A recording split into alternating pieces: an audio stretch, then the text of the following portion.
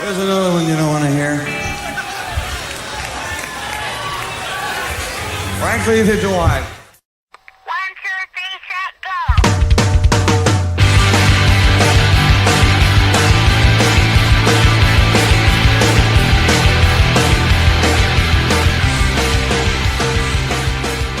Right now on the Power Chord Hour, making his third appearance on the show, I'm very stoked to be talking to Gameface frontman Jeff Caudill.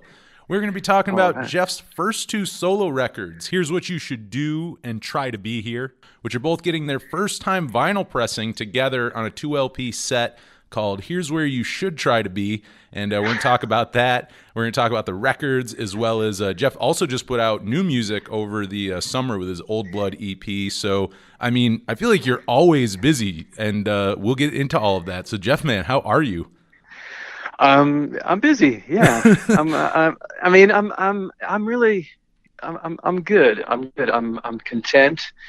I haven't been anywhere in a while, as like all of us, but yeah, I'm still staying real busy and trying to stay happy.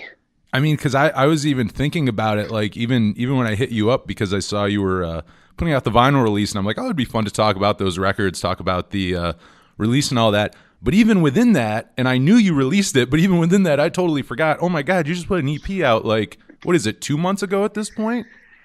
Yeah, I put out just an all acoustic, sort of intimate acoustic EP for it was basically like a to commemorate my 50th birthday. Nice. And so it was hard, you know, it was far from an official release. I just put it out myself, and like most of the solo stuff, but I kept it real small, and I just did a small run of only 50 copies on vinyl, and it just was a little present to myself. I was going to ask that too, because I mean, I saw with 50 copies, yeah, that sells fast. I mean, I was going to ask that if it was like a one-time thing, or if you're ever going to repress that. No, I think this will be what it is. It's just really, I just wanted it for that one moment, and I don't see repressing it. I feel like that makes it more special for the 50 people who have that too. I feel like they'll be happy about that. Definitely. But I mean, we'll talk more about the EP. Like I said, again, I mean, we've said it, you're busy. I feel like you're always busy when I have you on here. You're doing a few things at once.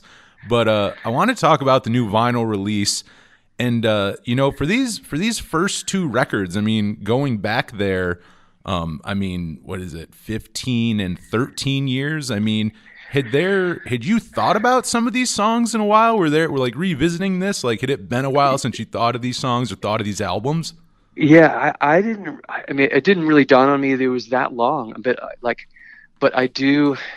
I mean, my marker for that was Gameface had broken up, and then shortly after that, we had our daughter. And my daughter is now 17 years old. Oh wow! So and that went by really fast. So doing the math, yeah, like this kind of snuck up on me.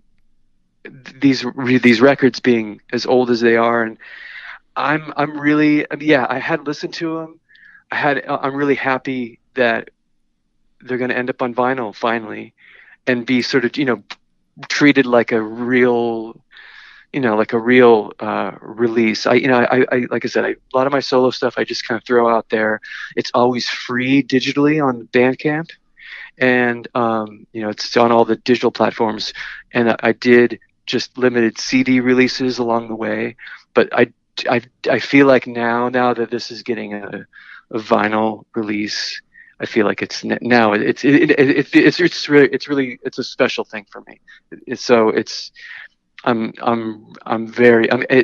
think it's a good thing that I waited this long, because listening to these records now, they sound better than I remember them. There is something about like I don't know why. I guess I can't put my finger on it, but they are records where I feel like sonically they'd sound good on vinyl. Like, and I don't know why I even say that, but there's something about them where I'm just like, oh, like if you put that on the right turntable, like you get something really like, oh, that's going to sound really good on record. Yeah, I do. And I feel like these records, especially, they were so influenced by records that I used to listen to when I was younger on vinyl. Like, like the where I, when Gameface broke up, I tried to do something different and try to kind of go back to my sort of, I guess, late '70s roots. I was born in 1970, so, which makes me old, but I listened to all that sort of singer songwriter stuff. Neil Great era Young and for it. Jackson Brown and CSNY and all that whole era, and that was kind of my stuff that I listened to in the back of my parents' car, and like I listened to that all growing up, and those are the kind of records I wanted to make when I thought that Gameface was completely done. I think I like, and I've joked with some people about kind of running to that sort of nostalgic place too soon, because I wasn't that old when I started doing these types of records. Usually that's sort of reserved for someone who's my age now. But you're ahead of the curve. Right. So I made these like kind of like schmaltzy, singer-songwriter pop, folksy records, when I was 30, 35, I guess. Yeah, you're right. That is young for being like that. Yeah. And but whatever. I mean, I think they stand up. I'd say very, very well. Like, I mean, even, yeah, really to your compliment. I mean, like given, cause you're right. The way they're written, and I was going to kind of ask you that, and you're kind of getting to that, but like they're kind of retrospective, looking back on life, I feel like, and that is something that I feel like you hear a lot of like older singer-songwriters, but to your compliment, you do it well, where it's not like, oh, this guy, like, oh, he's an amateur. It's like, no, you fit right in with the rest of them. You might be younger, but you're right. Like listening to those records, they've held up well, and it's not like, oh, like a youthful thing. But also the other thing too is, yeah, like for the direction that you took this, I mean, were you writing songs like this at all during Gameface? Like, was there a time where you didn't have an outlet for this, or I mean, did you just start doing that after? There were a few songs, here and there, or there would be a song that was maybe a little too jangly for a Gameface, and I definitely snuck some in. I mean, even the song "Laughable" which was on Always On, the Gameface album. Even that was a song that I had sort of written as just an acoustic song before it became a Gameface song. And so, and there are a few others that were like kind of hanging around, and some of them we ended up working out with Gameface, and some of them I kind of held on to them, and maybe they came out later on down the road. But yeah, like I had always written in that way for sure. And then especially once Gameface was done for the first time in 2003, I really just started really leaning into that, and I wrote a lot of songs. How many years had Gameface been a band when you guys broke up? We started in 1990, so maybe 13 years, I guess. 13. Well, because yeah. I was thinking too, I want to go back to kind of the reflection thing. Like, I feel like on these records, you tell me, you wrote them, so you can tell me if I'm right or wrong, but like, they do seem like you're looking back a lot on Gameface and life, but at the same time, I mean, Gameface at that point in your life was a big chunk of your life. I mean, do you feel like these albums were you kind of being like reflective on Gameface and I guess your 20s and everything? For sure. Yeah. Oh yeah. I definitely felt, I mean, cause it all kind of happened at once. Like this band that had been like the biggest part of my life, or the biggest focus of my life, was ending. I was kind of faced with, having to get a real job, and I had a family, and we were going to try and have a kid, and it was a lot of major life things converging at the same time, and I felt like, okay, it's definitely a new chapter. And so I spent the first couple years, after Gameface, really like assessing, the last decade or so. And so there was a lot of that sort of reflection went into those songs. So in between doing the first record and Gameface breaking up, did you take a break from music at all, or did you hit the ground running writing? Oh yeah, I mean, I was definitely, I sort of wrote my way out of the Gameface breakup. Yeah, I kind of knew what I was going to do. The moment that, I got the phone call that it was done, so yeah, there wasn't really a time where I was just sitting there, not doing anything. I was always writing for sure. Maybe I didn't know, where the songs were going to end up, or who was going to play them, or all that. But yeah, there was no question about the writing. Actually, the title of the first record is "Here's What You Should Do," and that was the thing that I heard most from people. That it was like everyone that I spoke to after Gameface broke up had advice for me, and they would always say, hey, here's what you should do, and then give me their opinion about what I should do. And but yeah, anyway, but that's why that's how the title became. But yeah, it was pretty much the next day I just got out the 4-track and started making demos and just sort of trying to stay busy and stay creative. Were any of like the first, I guess, getting into it too, because I mean now after Gameface you're kind of finding your next thing. You said you're like writing away right away. Were the songs you're writing right away the ones that made Here's What You Should Do, or I mean, were you kind of like tweaking them and stuff until you really kind of got to like a place where you kind of writing the songs you wanted? That one I think it was, I pretty much recorded I kind of tried everything. Like I think there's 14, or there's a lot of songs on the record, and I think I didn't really edit. I just was like, okay, whatever song would come, that would be part of the record. And so there's a lot of different, there's some very quiet acoustic type stuff, there's a few rockers, there's some stuff that it's definitely not as like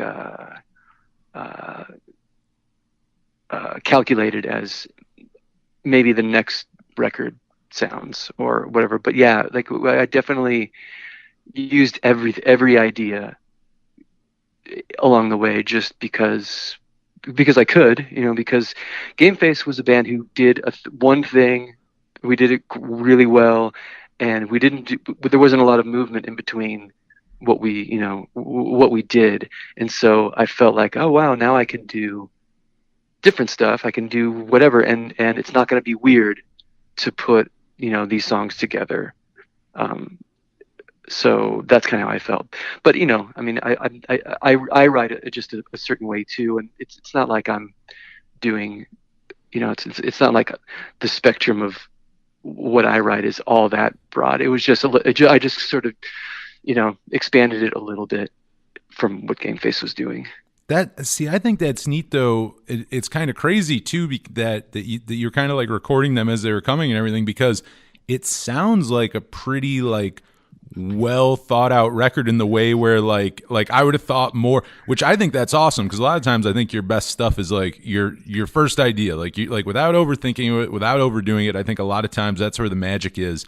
But like yeah. Like listening to the record though, I wouldn't have thought where you're like, oh, I'm just kind of like starting out and like putting it out there, because like it does seem like you had, well, I guess not, because I mean you had a fair, like, would you say you had a pretty clear vision of what you wanted, or no, you were kind of finding it, I guess, as you were going along and writing the songs?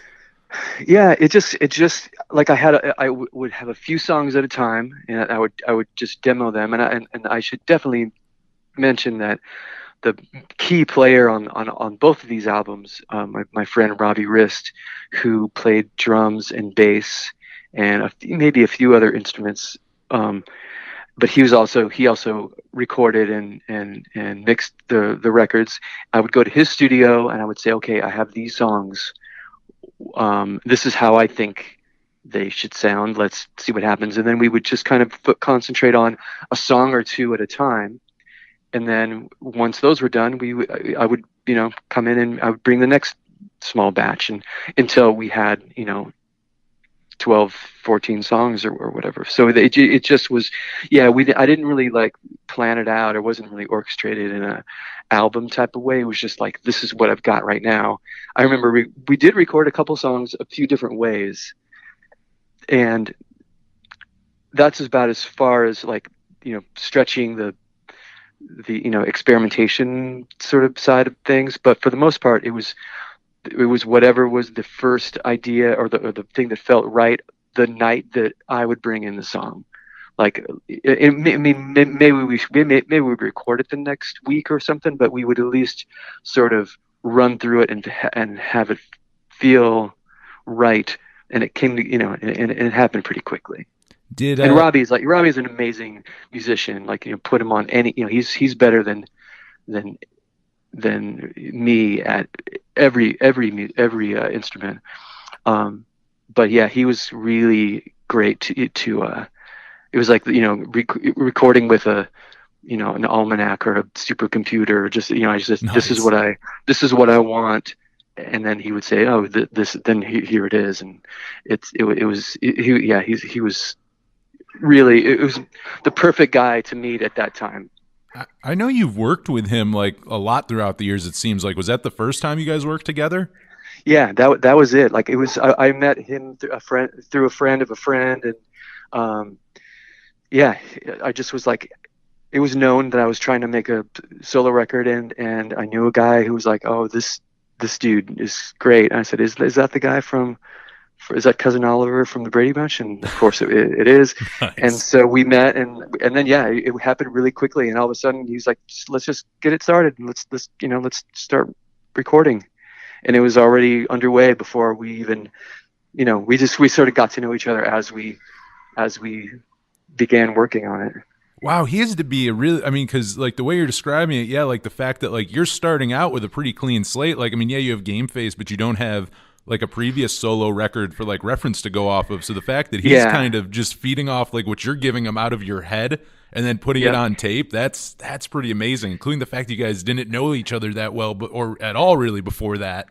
Yeah, and he wasn't really, he knew of Gameface, but he didn't really completely understand that, which I think was a kind of a good thing, because then it wasn't like he didn't feel like he had to match any sort of expectations in sound or whatever. It was, and that's what I liked too. I liked that he wasn't from our scene, or he wasn't, he wasn't going to compete. We weren't going to have the same comparisons when we were throwing out stuff. We had a lot of same comparisons when we were talking about, like I said, like, music from the the 70s or 80s or whatever. But as far as like my little indie rock post-hardcore scene, there wasn't a lot of those references, and that, I thought that was a good thing, because we kept that out of it. That's a good point, because you're right. I think if you had someone who, whether it was a friend who you toured, in the Gameface days, or like a producer who was part of it, like, you're gonna, for one, they may not see where you're coming from, where obviously it sounds like Robbie knew where you were coming from for the sound you wanted, and instead you'd have this guy who's like trying to make the first solo record from the singer of Gameface, and it's like, you probably would. I think you're right. You would probably have a totally different record, because you need, like, this record, it seems like a lot of freedom for you in a way where, like, if you had someone who kept trying to make it sound like Gameface, this record would sound totally different. Oh yeah, and there are moments where I feel like it sounds, some moments on these albums sound like Gameface Light or whatever you want to call it, but yeah, it would have been a lot even harder to get away from that had I worked with somebody that, from our orbit, from the past couple decades or whatever. But yeah. I'm kind of thinking about it. I don't know, because you are kind of like you were saying, you're kind of finding your sound afterwards. But like, do you think that if Gameface had never broken up, like, do you feel like kind of that style would have kind of bled into the style of like Gameface, or do you think you never kind of would have went down that avenue of your solo I think stuff? It maybe would have, and it would have bummed a lot of people out. I think like we would have, that we incrementally become the Gin Blossoms or the Goo Goo Dolls or whatever, like we would kind of go that way. Yeah, I see what you're saying exactly. If left, sort of left unattended, I think that's kind of where we would have gone. And for better or worse, we did not. We avoided that, and I think that's cool. Leave it to me to make, like I said, make all the schmaltzy, jangly pop stuff. I think it's good to have that outlet too, because like you're not one dimensional. You're not going to keep writing. You're not just going to keep writing the same kind of song over and over. I think it's good to have both outlets. It's nice to have that, and like you said, not bleed through in a way where I'm going to keep using the Gameface name, but kind of write differently and just alienate all our fans. It's probably better not to. Yeah. No, there was a time where I could not imagine, back when we started, and I couldn't imagine not playing with these guys, and being in a band was like being in a family, and it was very tunnel vision as far as how everyone felt, and I think, for good reason too, is we were young, and it's kind of what we needed, I think. But as I've gotten older, I think that as far as being, if you want to be a musician or really grow as a songwriter, it's really helpful to play with other people and not stay in your lane all the time, and and take a risk and fail, and do something dumb, or do something you regret releasing, which I've put me down for a few of those. But I do think it's important to play with other people. Also now, like I've been playing with other people. I've been making records on my own. I'm dying to play with Gameface. Like we've been texting, and we've been, and I've been like, dude, what is going on? We gotta get together. Nice. Because it makes you, really, really, it's I really value that, and so anyway, that's how I feel about that. I like with and you just kind of brought up like working with those guys, and prior to your solo, which really is amazing too, because you're right. Like now when you think about it, your solo stuff, you've done a bunch of other bands. I mean, I had you on a few years ago for Broken Trophy. You've done some of that on and off, like everything. But you're right. You really never did much like side project stuff before Gameface's breakup, right?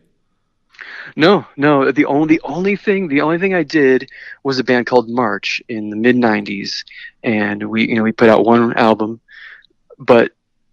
and that was it created some tension, but within the band, because we were in that time where, like I was saying, like your band was your family or your gang, and some of the guys in Gameface felt slighted by me doing another project at the time.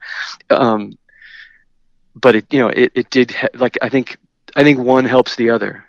I think that I think that I got better as a musician for Gameface by doing March, or it's like I think it was only a positive thing, but at the time it was like, you're cheating on our band with these other guys, and I get that, and I'm not as, I understand that more now, that the way that the way that it was seen back then, but I also now I feel like, definitely you got to go out and play with other people. It makes you really love and appreciate the guys that you've been in it for the long haul with. So. Oh, that makes total sense. And yeah, I mean, I think it goes back to having those other outlets. I definitely think is a good thing, not to have just one channel that you put all your like creative efforts in. It's much better to kind of spread that. But like recording with Robbie and doing that, I mean, did anyone else play on that first solo record with you, or is it all just you and Robbie? I think the first solo record was me and Robbie. I think a guy came in and played accordion and a guy came in and played like harmonica on something. It was, very, very specific. But as far as like the heavy lifting, like the bass, drums, guitars, Oh, you guys. that kind of stuff, it's yeah. Wow, that I really, and like I knew he was a part of it and stuff, and I knew you did like I knew I did a lot on it, not just saying play guitar, but I guess I didn't realize to the capacity that it's like this was very much just you and Robbie, which kind of going back to that dynamic of recording like with Gameface. Did it take time to get used to just working with one other person? I mean, it sounds like that was probably the first time you'd work in recording that dynamic. Well, it was different, but it was, at the time I liked it a lot better because it was like, oh, instead of 4 different opinions, I'm only going to get, there's only going to be 2 in the room. So it was definitely a welcome sort of thing to just have one other person to bounce stuff off of. And then, how soon after releasing "Here's What You Should Do" did you begin writing "Try to Be Here"? How soon after that did you start writing? Oh, probably immediately. Yeah, like or maybe a few months or so. I just thought I'm going to just keep on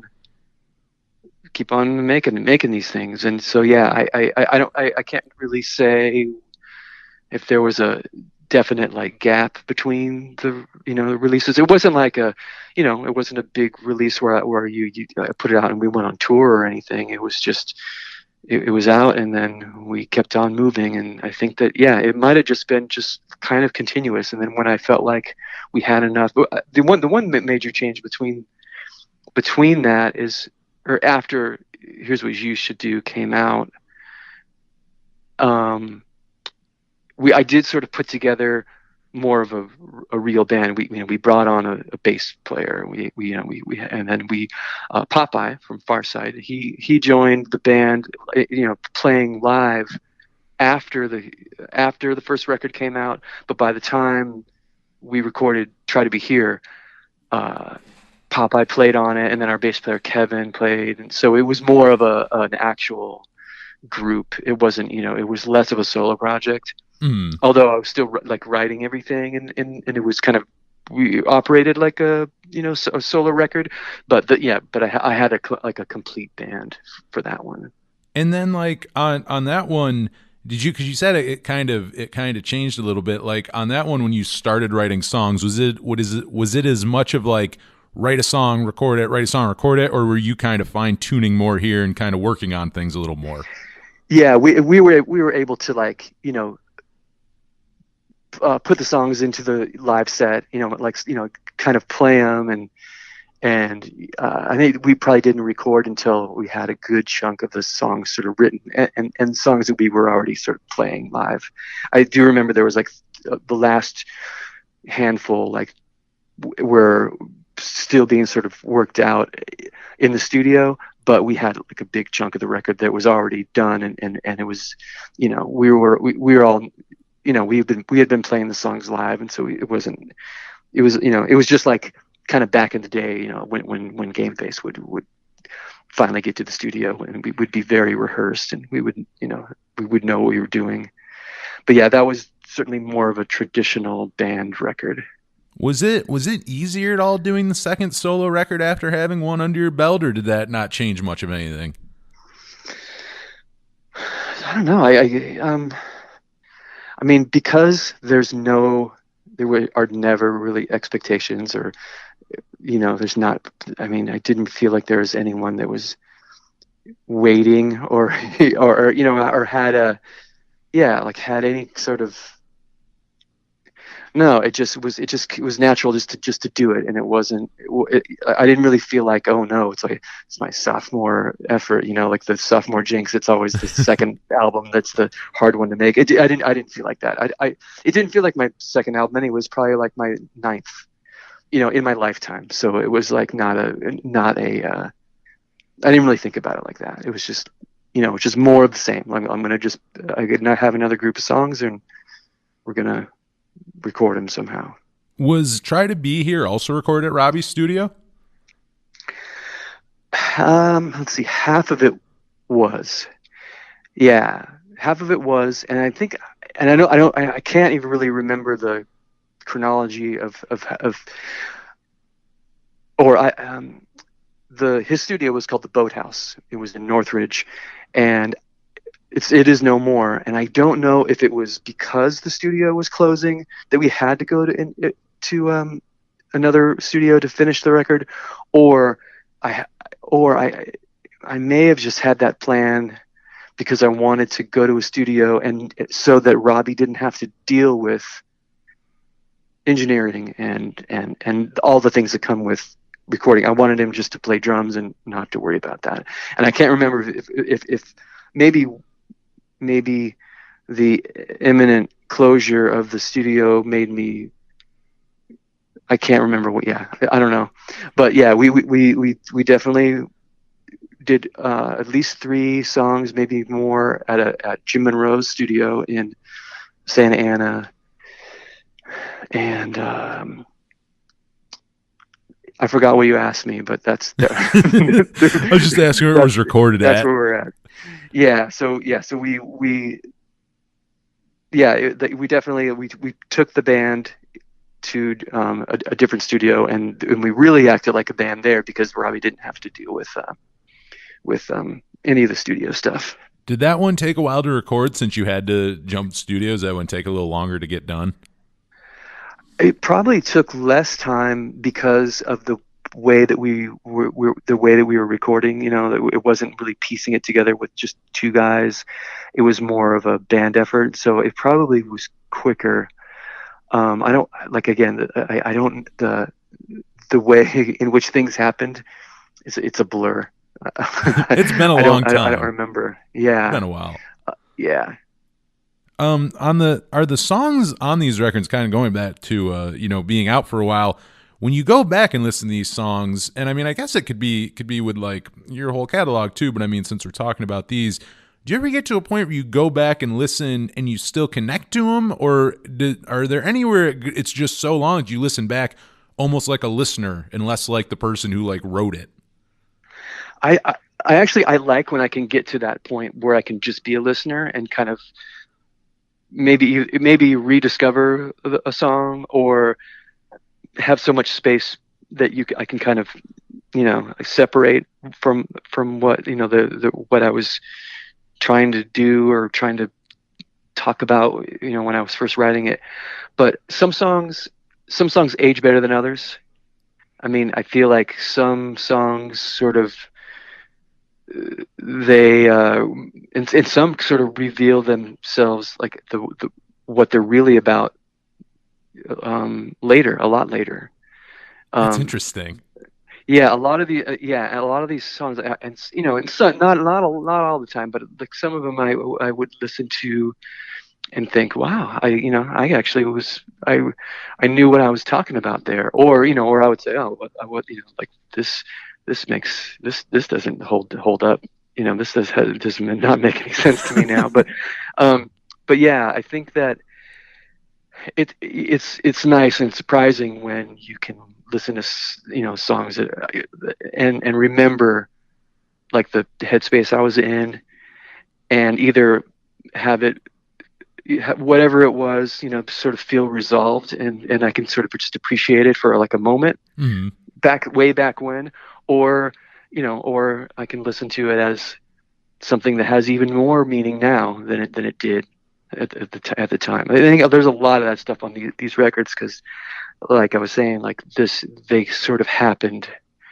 at a pretty, like I said, a convergence of a lot of pretty major life events. So yeah, there's definitely a lot of growing up on these records. It's like a time capsule almost, I would imagine. Like you listen back, go like, oh wow, like it probably like, oh wow, that was my life during like those years. Yeah, for sure. I always tell my daughter, like, I have diaries for you. And like, she doesn't want to listen to all of the records. She knows, a decent amount of my stuff, but I think she's afraid to really dive in. And I think she may wait. She'll have to pick her a moment to really like kind of go through the whole catalog. But yeah, you can kind of track track a life through all these things. It's crazy. It is crazy to think that, but I mean, totally true. And going back for a second too, like you said, getting to that place so you can kind of enjoy them as a listener.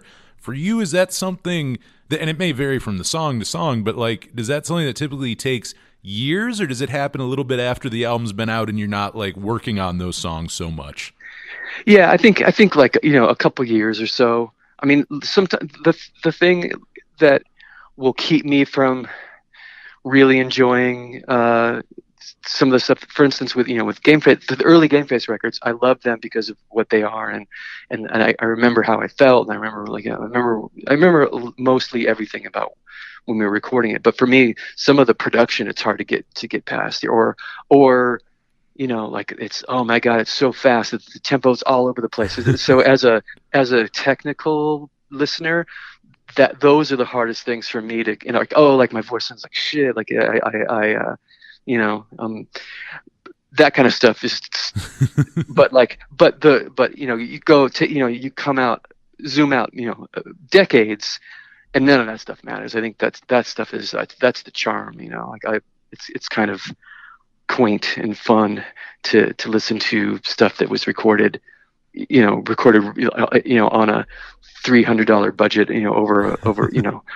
over one night or whatever. There's all kinds of that kind of stuff. It's funny you said charm. You said charm because it popped in my head when you said that, because like I was gonna say, you'll be very like critical of your old stuff, but just like everyone else is like, there's just droves of fans, so it's like that's the charm of it. Like they like it because it's that raw and that rough and stuff. Like if you tried cleaning it, it would be like it would be disastrous almost. Every time a band re-records a song, yes. What's the version that you like better? The original one. You're absolutely every time. Right. And Gameface is guilty. We've done it at least 3 or 4 times. But yeah, it's just people, they get attached to, and it's a lot of it has to do with when they heard it, and like what, like, again, it's the sort of convergence of where you are in your life and what you're into and how it made you feel at that time. And we could record the perfect version of the song, but if it's 10 years out or whatever, it's not going to matter, because it's not going to feel like it did, when we first did it. So. Oh, absolutely. And I mean, the other thing too is you also have a special relationship as anybody who like wrote the songs do, where like people don't think of that same way, where you as a songwriter have had for some of these songs 20, 25 years, maybe more, to like be, you know what I mean? Be a critic of your own stuff and be like, oh, I wish I would done this or that. Whereas, yeah, like other people are just like, man, I love that from when I was like 18. Like they're not thinking throughout the years how they could perfect it and stuff. You as the songwriter, I could see going, why didn't I add that? Or why didn't I, like this chord change? Or why is my, why didn't I do this with my voice? Oh yeah. We with especially with Gameface, whenever we play, like there's always little things like, we should have done this, but if we do it, then people are going to go, why are they doing that? On you said you didn't get to tour on the first solo record, but you said you did get to do some on the second. Was it like a lot of national touring, or like to what extent were you No, it was very much just local. This band really never left the state. Yeah, we just, yeah, it wasn't like we were ever touring, and I would have liked to, but we just, like I just, there was a lot going on with at the time. Like I had a young child, and I didn't want to be the guy who was, gone. I did do a solo tour. I didn't take the band, but it was like shortly after Here's What You Should Do came out. I did a European thing, and it was miserable. It was good, it was fun and everything, but it was miserable being away. And so that's why that had a lot to do with the subsequent years not really, trying to tour. And also I didn't really feel like there was a demand for us to get that, to get in the van and go out there and do it. It was just it was just a fun weekend thing for us, for a few years here at home.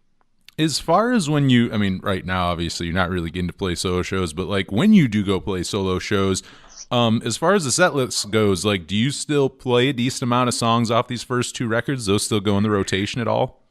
Yeah, there's a few. Yeah, like I have so many songs now, and also there's stuff that people are sort of expect to hear. And most of it's from the Gameface catalog, but yeah, I try to pick a few from each release just to kind of keep things in the rotation. But yeah, there's some songs that I love. I love playing, and I'll just anytime I do a solo show, they'll be in there. But yeah, I definitely try to take into consideration that I have a lot of material now. You do. Not everyone wants to hear the new stuff. Yeah, yeah. To answer your question, yeah, I do try to keep at least a song or two from all of the releases around, just to sort of represent it. When I do get to play. Nice. I saw you, I guess it would have been 4 years ago in Buffalo. You did a solo set, and I remember, I felt like you had a good, you had a nice, good mixture of like a little bit. There's some Gameface, there's some solo stuff. I think you did a cover or two. There's a little bit of everything. I liked it. I thought there was a nice spread. Good. Well, good. Yeah, and that's good to hear, because that's what I want to do. I don't want to, lean too heavily on any one era, I guess. But yeah, so and that's what keeps it fun for me, is to pick well, also pick just the hits. Well, that too, the difficulty of it, because as you say it, I mean, you're right. You've been doing it for a long time, and I mean, we've said again, you're busy. You do a lot of things. You have a lot of projects, like not even just solo and not even just Gameface, but like when doing like a set list like that, I always wonder that. I mean, yes, you're right. There's obviously songs you got to play, but I mean, does that get more difficult as time goes on, trying to balance that and juggle that and figure out like how to play everything? Yeah, for sure. You're never going to please everyone. So, yeah, it's tough. It is. I mean, for instance, with Gameface, we put out our new record is going on probably 5 years old already now. Wow. But yeah, when we did tour on that record, we played a lot of songs on the new record, because that's the one we were excited about. But for every new song you play, that's one old song that you can't play, and that's a song that someone's going to be bummed that you didn't play. So we really kind of learned that you have to keep it, at least keep it even. You can't. I don't know. Like, look, I'm always excited about whatever the new thing is, but from experience, you go see, any huge rock band, you don't want to hear them play the new songs. You want to hear the hits. So I get it. No, I see though where that could be extremely difficult as an artist, and also outside of that, just having so much material. I mean, you're only getting more and more as time goes on, so it's like, you're right, there's more to like pick through and mine through and everything. Yeah. But for sure. I wanna jump now to the present, get back to we were talking about in the beginning that you just put out that EP, Old Blood. Were the songs for this, were they written pretty recently, like during the pandemic? Yeah, a couple of them were. Let's see what's on there. Got 5 jams. Yeah. Most they're all written within the last couple years. So a couple of them were brand new and specific to this release that I wanted but a couple of them are songs that my eventual band called Low Coast. We've been trying to finish a record for over 2 years now, and just with the pandemic and scheduling and this and that, we're so close. We're so close to having it done. But it's a big rock record. These are some guys that the most talented group I've ever played with. Like, these guys are pros, and they took my songs and really made them very, very. They made them shine. And so nice. I've been chipping away at that album for years, literally years. And there's two songs on that which will be low coast songs on our eventual album that will likely come out next year. So there's those two, and then I wrote a song with my daughter.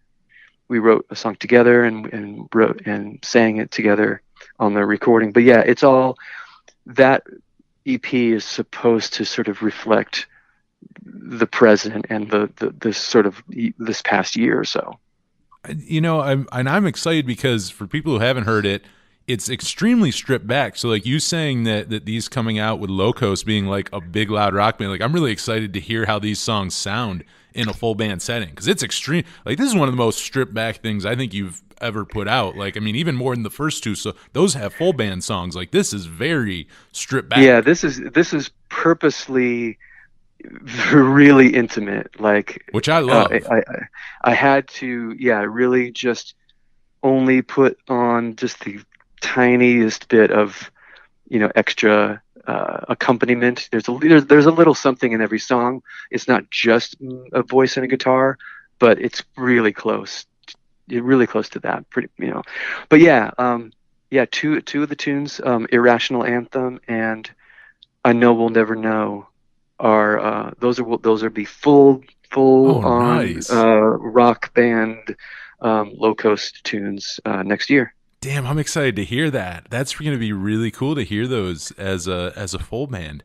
That's I'm really thanks. I'm really very much looking forward to that. And both those songs are in the can. They're done, and they sound great. And it's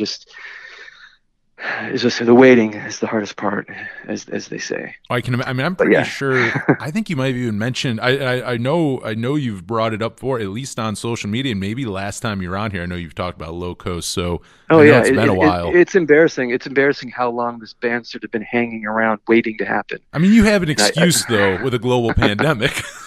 Yeah, I mean, I guess if you're gonna have, I mean, that's it's a solid excuse. Yeah, that's a pretty good one.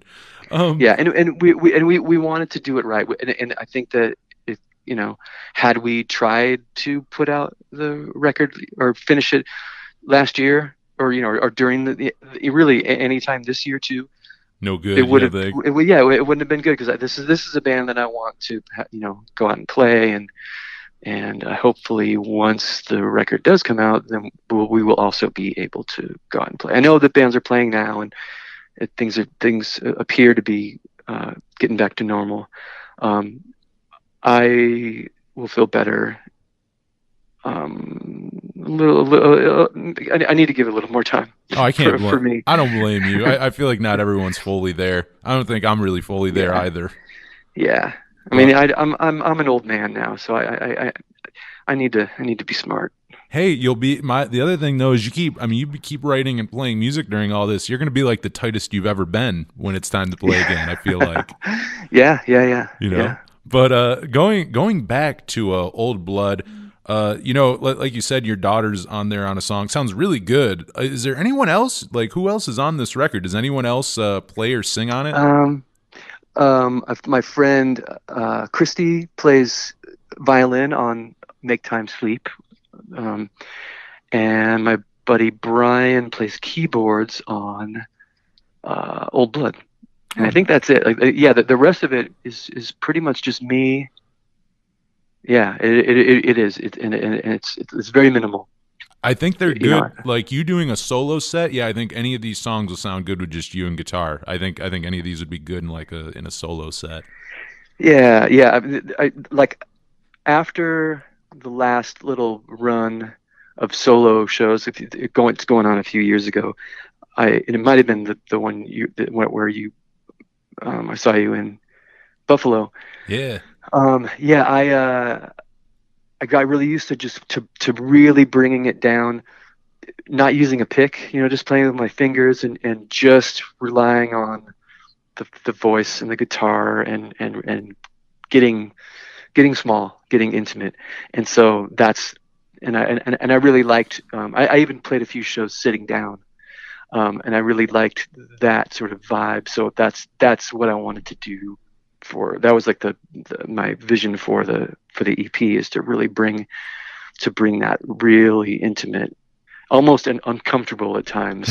And there's a song or two that I recorded just all at once. Most of the time you layer it on. You start with the guitar track and then you sing over it and you build upon.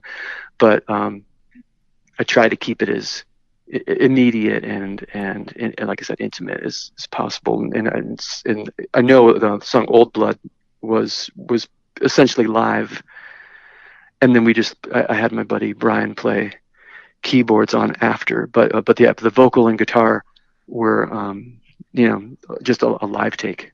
That's so cool. I mean, it sounds, I can see that too, because I mean, even the playing too. Did you for on there? Then you weren't using a pick for everything too. Then you kind of went more to like finger style.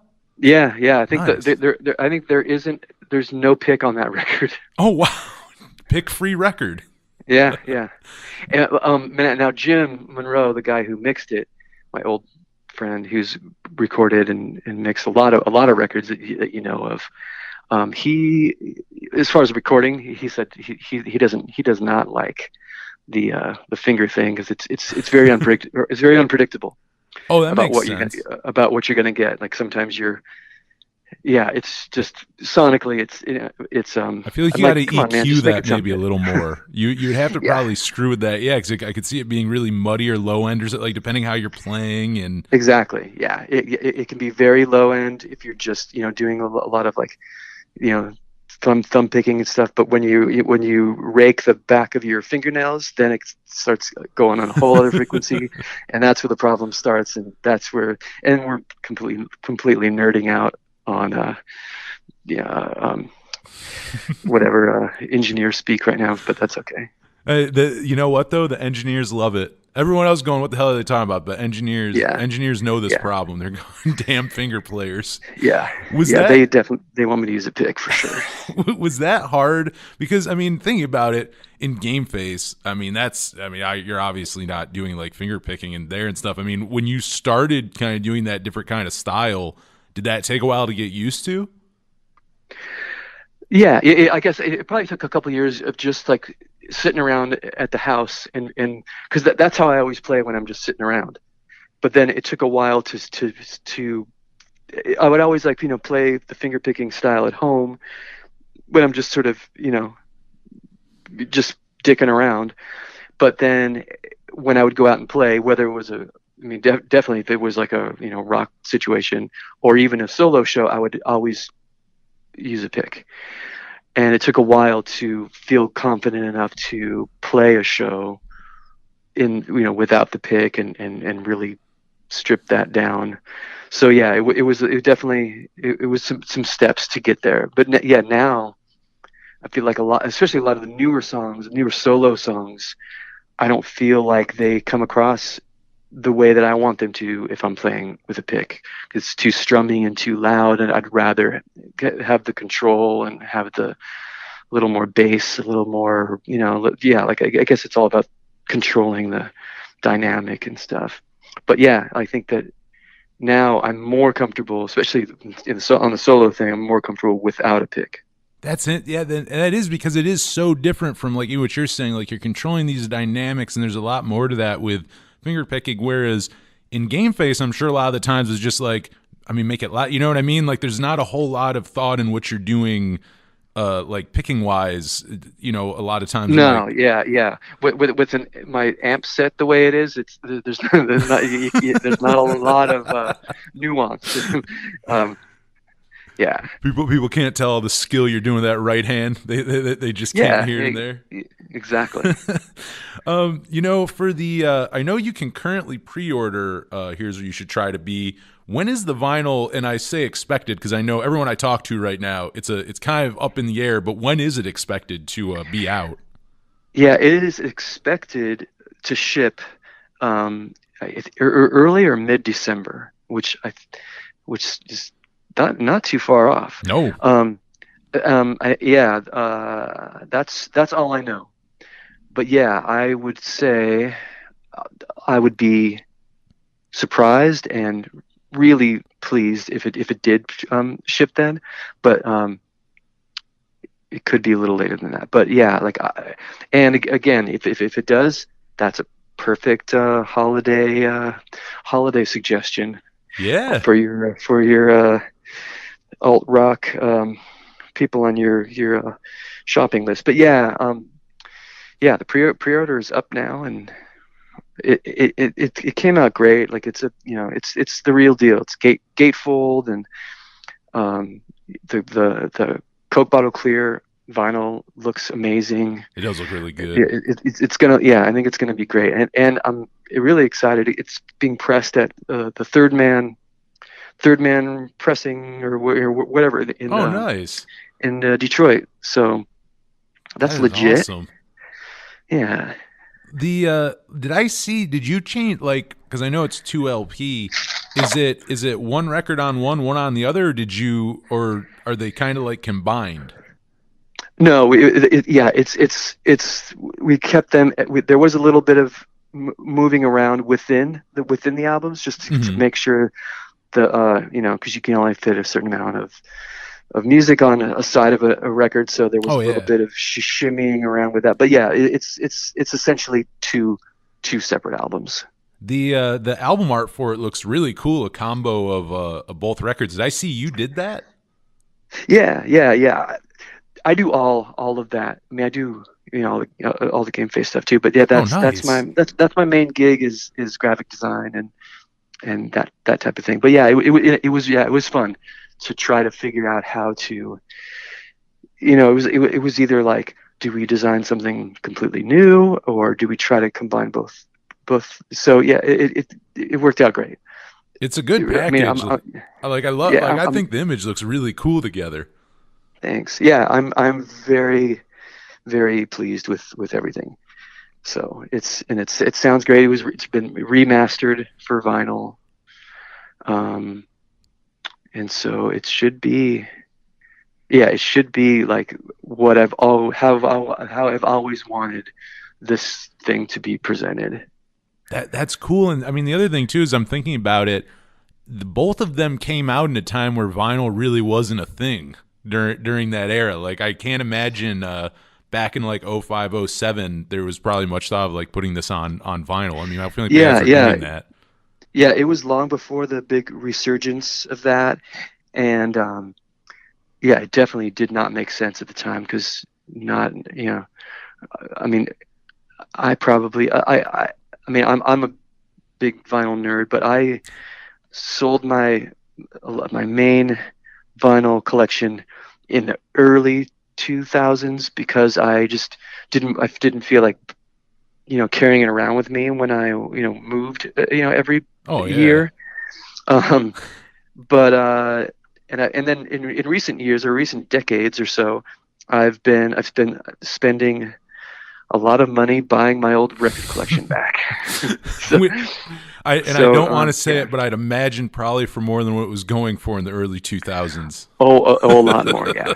Yeah, a lot of those, especially records that were released in the 90s, wow, you could, because in the 90s, CD was king, and they didn't press a lot of vinyl. And even, albums that they did put out on vinyl, they didn't do the sort of numbers that they used to or that they do now. And so, yeah, that sweet spot of the mid 90s, those records, they are very hard to come by and expensive.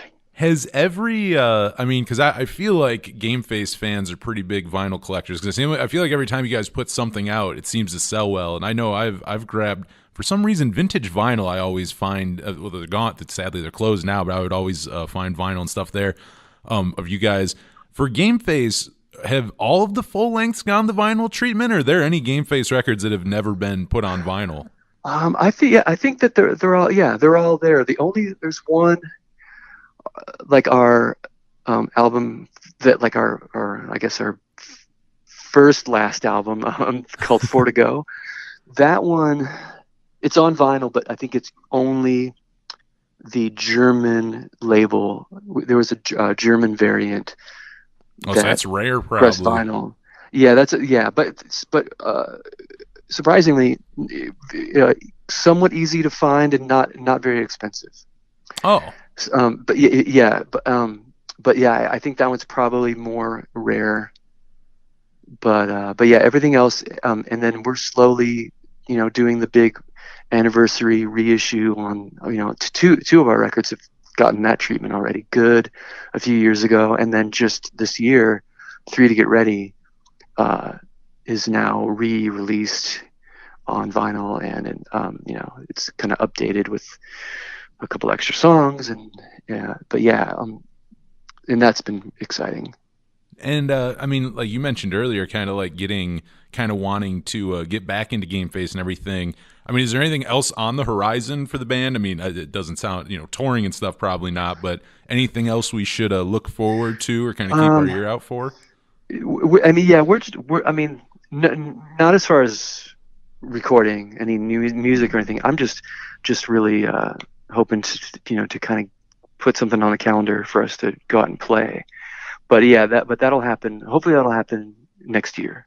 Outside of Gameface, anything else that you're working on lately? Just the Low Coast album, which I would guess come out sometime next year, and then that will be.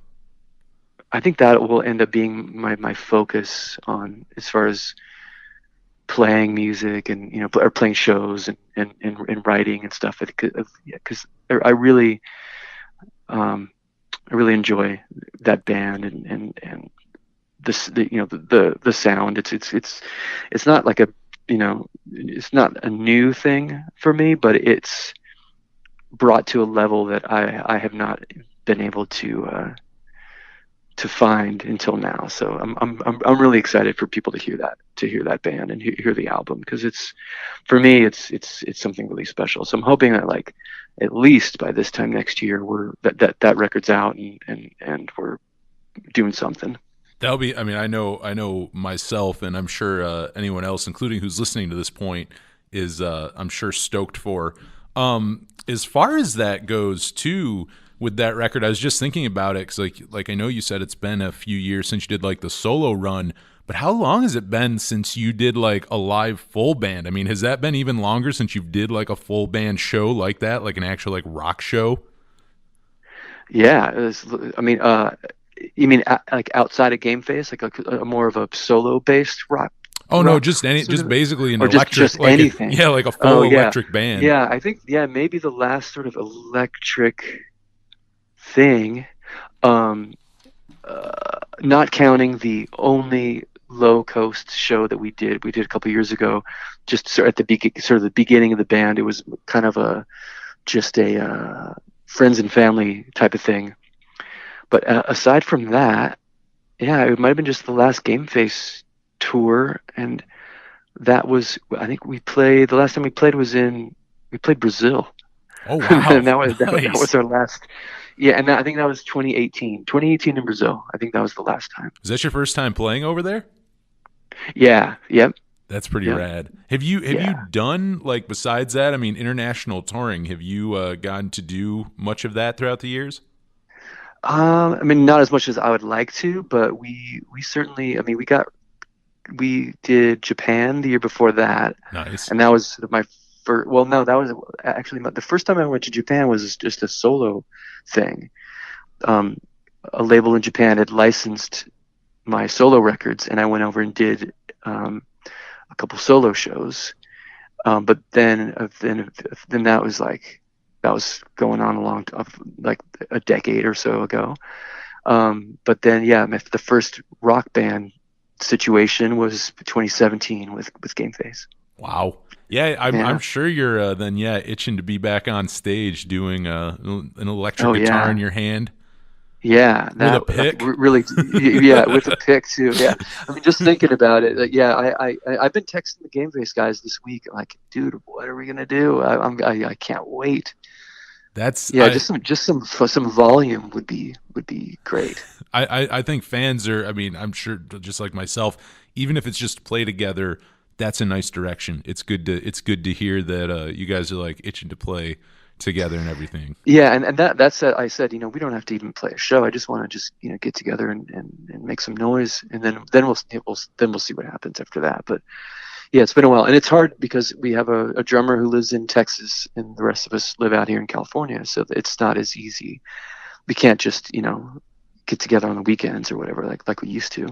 So it's got to be very planned out if it's going to happen at all. So we will. We've identified it as something that we need to have in our lives. So it'll happen. It'll happen. That is awesome. Well, Jeff, as we close out here, where can people go pre-order? Here's where you should try to be. Where can people find you online? All that good stuff. You want to drop that here? Oh yeah. The only social media thing that I enjoy using is the Instagram. You're a good And follow on there. I'm at Fortunate Son, which is just spelled 42N8SON. You can find me there. And then the Facebook page, which I don't really care to use, but it's sort of a necessary evil. That's Jeff Caudill Music. And that is pretty much it. Twitter, I'm bad at Twitter. I think it might be just Jeff Caudill also. I think so. At Jeff Caudill. But yeah, and then and if you find any of those things, you can find the link for the Future Vampire Club website, which is where you can pre-order the double LP, and that would be great. That'd be great to get some of those into good homes. Yeah, they need good home. we need to get these records into some good homes with good record players, with people with good taste in music. Yeah. Yes. Well, that is awesome. I mean, this is again, this is been your third time on the show. Always fun having you on. Yeah, I really appreciate you having me. We're gonna play some. We'll play a song off both of the first two solo records. We'll play something off Old Blood. But we'll start with the first solo record, and this is probably my favorite song off of it. Here we go. Here is the first one. It is Crazy People Do, right here on the Power Chord Hour. Hey, what's up? This is Jeff Caudill from Gameface. You're listening to the Power Chord Hour.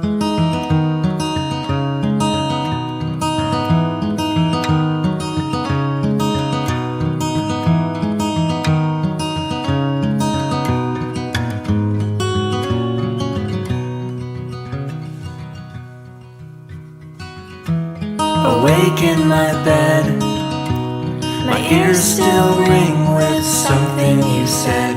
But it doesn't mean a thing if I cry or I sing as the day rolls on.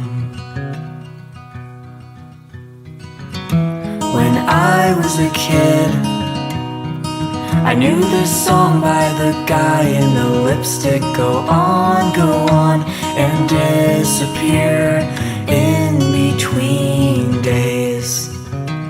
In between days. Everything in its place. I'd build you a house in space. If we could make time sleep. Make time sleep. Here's the thing, I understand more than I know how to explain. But I want another try, wish that I could rewind. 'Cause I almost got it right. I almost got it right. Everything in its place. I'd build you a house in space. If we could make time sleep. Make time sleep.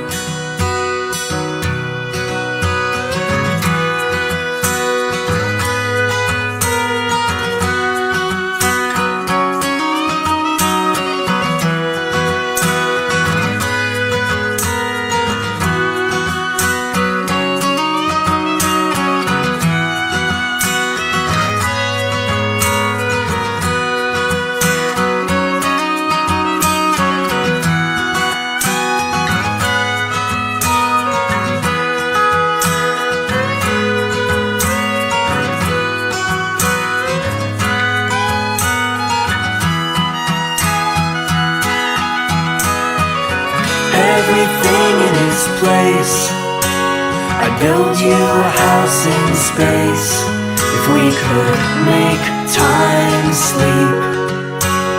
Make time, everything in its place. I'd build you a house in space if we could make time sleep. Make time sleep. Make time sleep. Make time sleep.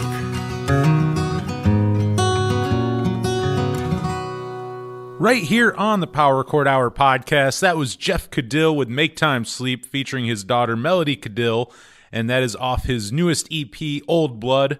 Before that was Remember the Time off Try to Be Here, and opening up that block of music off his very first solo record, Here's What You Should Do. That was Crazy People Do.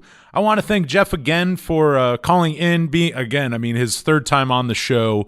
It's like a yearly thing now. We had him on 2018. He was one of the last interviews I did right before moving to Minneapolis. Him and Ken Stringfellow. I want to say, actually, you know what? I think he was my very last one. Ken Stringfellow was like a day or two before, and then Jeff, I think, was the very last one. And I probably repeat this story every time Jeff's on, but doing it there, and then also I'm currently doing this in the WRFA studios, doing that one in our makeshift studio before the newly renovated ones we had. We were basically in a makeshift like basement studio where once I saw a goddamn bat fly around behind me, in the room behind me, and it had its charm, like we were talking about with early Gameface, like that, like with bands, like with their early stuff, it's like kind of rough around the edges and everything, but like that's the charm of it. Same with that studio, bats flying around, that's the charm of it. But that was the first time we had Jeff on, and that we were only a radio show then, so the first interview, if you go hear it, it's on the podcast feed. From 2018. It's only like 15 minutes long, because it was just kind of a quick part for an episode. But this time and last time we got to do like hour-long interviews, which was very nice. Jeff is always a treat to talk to. So loved having him on. He always stays busy. Gameface, which I'm excited to hear that they even just want to play together, because I think that's an even better sign, because that means the band likes each other. Not even playing live shows or recording, they just want to play together. I feel like that's a good sign of a healthy band and a healthy band relationship. And I'm excited for all that, excited to finally hear Low Coast when all that comes out.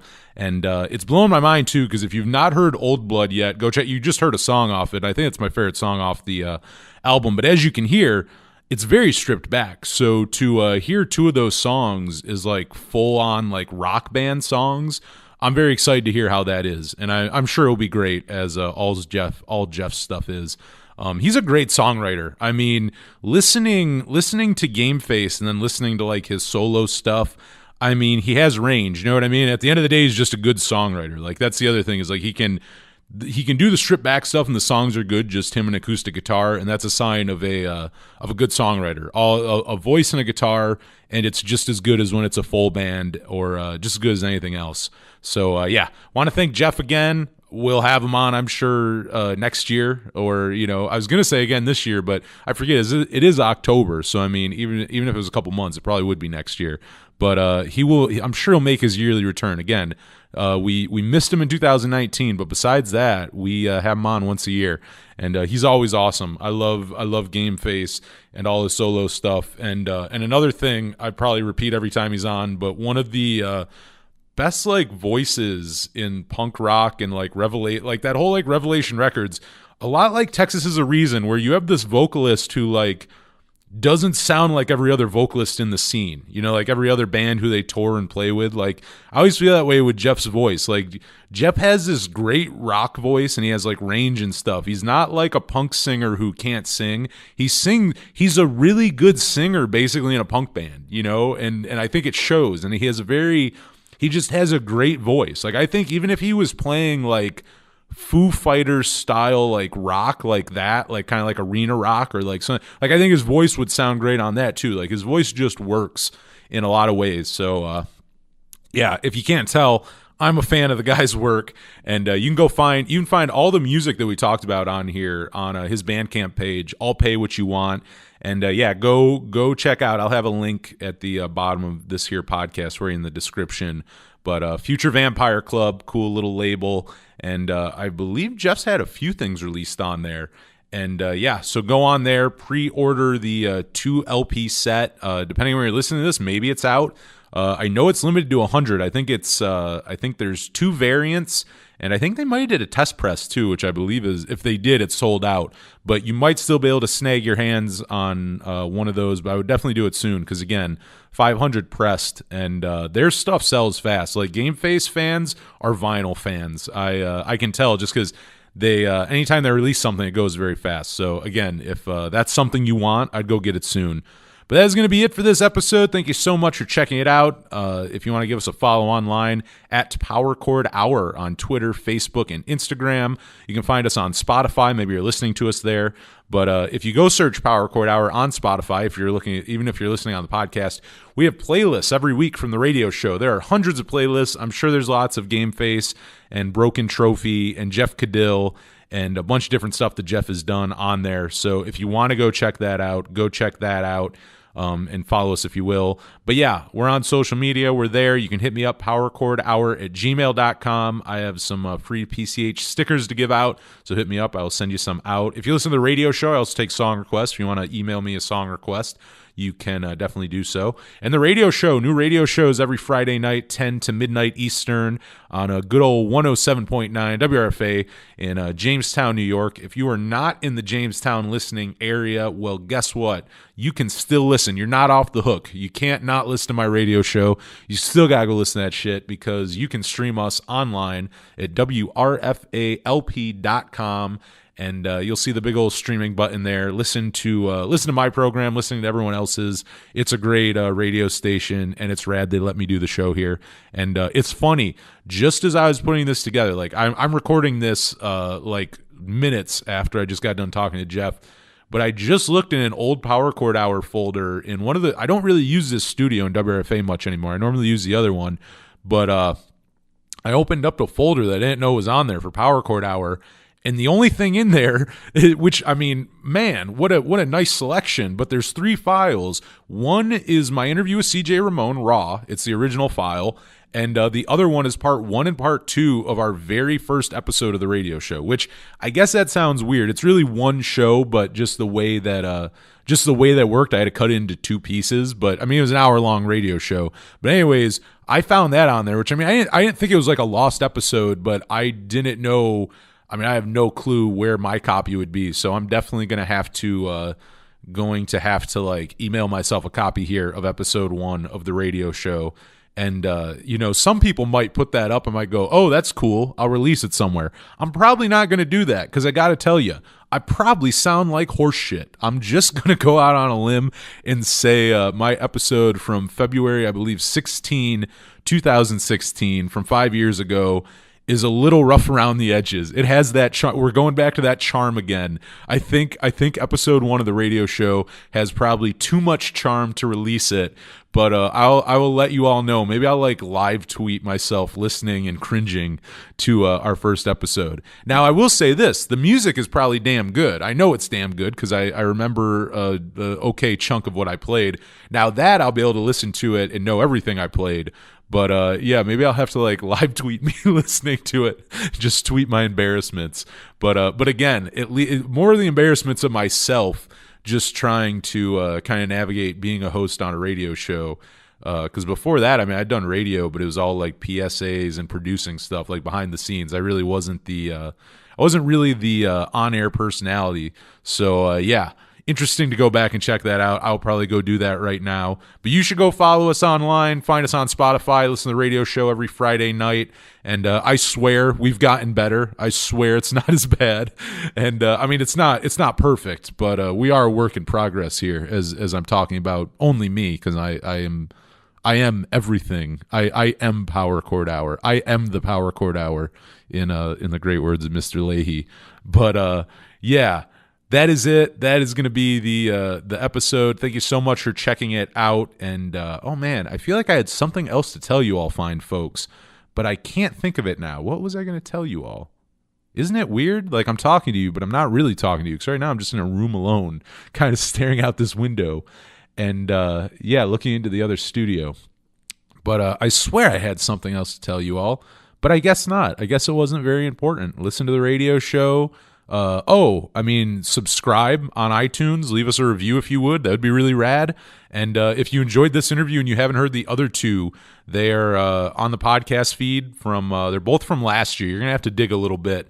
The throwback episode I put up back in like February, so you'll find the first interview from 2018. I don't know how many episodes back, but back in February. So I mean, probably I don't know, maybe 20 episodes. I could be totally off, but go check there. And then the other one was we did the last time I had him on was last year in like May or June, I want to say. So that one you got to go back a little bit. I think that might be in like this is will this be episode 81? I think that's like in the 20s or 30s, that other episode. But if you want to go check those out, they're great. Again, Jeff is always a great guest. But that is going to be it. I'm going to go cringe listening to my first ever radio show from 5 years, actually 5.5 years ago now. My God, February of 2016. So yeah, we're about 5.5 years now, which blows my mind. And I already feel old. I'm going to feel real fucking old when that first radio broadcast was a decade ago. That's going to make me feel real old. But whatever. I'm going to go feel old. I hope you enjoyed this. And for the Power Chord Hour podcast, I'm Anthony Merchant. Thanks for listening.